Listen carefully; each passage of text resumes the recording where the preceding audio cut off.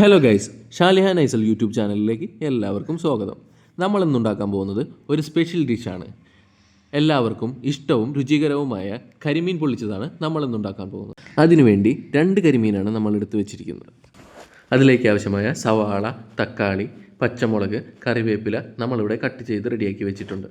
പൊടികളായ മഞ്ഞൾപ്പൊടി, മുളക് പൊടി, കുരുമുളക് പൊടി, ഇഞ്ചി വെളുത്തുള്ളി പേസ്റ്റ്, കുരുമുളക്, മല്ലിയില എന്നിവയും നമ്മളിവിടെ ചേർക്കാം. കുറച്ച് തേങ്ങാപ്പാലും നമ്മളിവിടെ എടുത്ത് വെച്ചിട്ടുണ്ട്.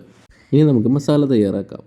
മുളക് പൊടി, മഞ്ഞൾപ്പൊടി, ഇഞ്ചി വെളുത്തുള്ളി പേസ്റ്റ്, കുരുമുളക് പൊടി, ആവശ്യത്തിന് ഉപ്പ്, സ്വർക്ക ചേർത്ത് നമുക്കിത് മിക്സ് ചെയ്തെടുക്കാം. മിക്സിയിലേക്ക് വേപ്പില കൂടി നമ്മൾ ചേർക്കുന്നുണ്ട്. അപ്പം നമ്മുടെ മസാല റെഡി ആയിട്ടുണ്ട്. നമുക്കിത് കരിമീനിലേക്ക് പുരട്ടി കൊടുക്കാം. തയ്യാറാക്കി വെച്ചിരിക്കുന്ന മസാലയിലേക്ക് നമ്മൾ കരിമീൻ വെച്ച് കൊടുത്തിട്ടുണ്ട്. ഇനി മസാല കരിമീനിലേക്ക് നമുക്ക് പുരട്ടി കൊടുക്കാം. മസാല എല്ലാ ഭാഗത്തും പിടിക്കുന്ന വിധത്തിൽ നന്നായി പുരട്ടി കൊടുക്കണം. എന്നാലേ ഫ്രൈ ചെയ്യുമ്പോൾ നമുക്ക് ടേസ്റ്റ് കിട്ടുകയുള്ളൂ.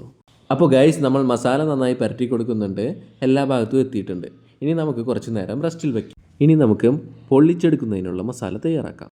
പാൻ വെച്ച് പാൻ ചൂടായതിനു ശേഷം ആവശ്യത്തിനുള്ള എണ്ണ ഒഴിച്ചു കൊടുക്കുന്നു. അതിലേക്ക് കട്ട് ചെയ്ത് വെച്ച സവാള ഇട്ട് കൊടുക്കുന്നു. ഒരു തണ്ട് വേപ്പില കൂടെ ചേർത്ത് നന്നായി ഇളക്കി കൊടുക്കുന്നു. ശേഷം നമ്മൾ ഉപ്പ് ചേർത്ത് കൊടുക്കുന്നുണ്ട്. സവാള പെട്ടെന്ന് വാടുന്നതിന് വേണ്ടിയിട്ടാണ് നമ്മളിങ്ങനെ ചെയ്യുന്നത്. സവാള നന്നായി വാടി ഒരു ബ്രൗൺ നിറത്തിലേക്കായിട്ടുണ്ട്. ഇനി നമുക്കതിലേക്ക് തക്കാളി ചേർത്ത് കൊടുക്കാം. ശേഷം നന്നായി ഇളക്കി കൊടുക്കുക.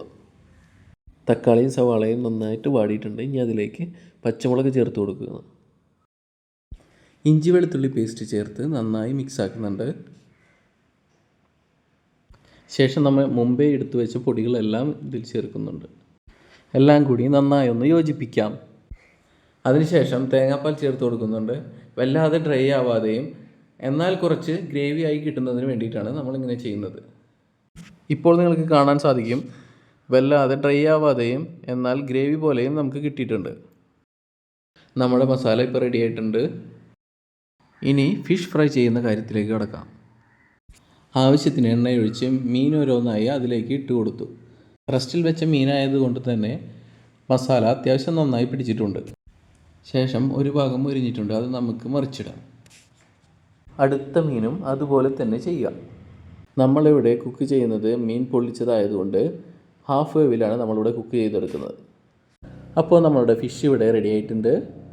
അപ്പോൾ നമ്മുടെ മീൻ പൊള്ളിച്ചതിലേക്ക് ആവശ്യമായ വാഴയില നമ്മൾ എടുത്തിട്ടുണ്ട്. അത് നമുക്ക് ഇനി ഒന്ന് വാട്ടിയെടുക്കാം. വാഴയിലയുടെ 2 സൈഡും വാട്ടിയെടുക്കുന്നുണ്ട്. വാട്ടി വെച്ച വാഴയിലയിലേക്ക് മസാല ഇട്ട് കൊടുക്കുന്നുണ്ട്. അതിന് മുകളിലേക്ക് നമ്മളുടെ മീൻ വയ്ക്കുന്നു. ശേഷം അതിന് മുകളിലേക്ക് മസാല ചേർത്ത് കവർ ചെയ്ത് നന്നായി സെറ്റാക്കി വയ്ക്കുന്നു. വാഴയില മടക്കി സെറ്റാക്കി ഒതുക്കി വയ്ക്കുക.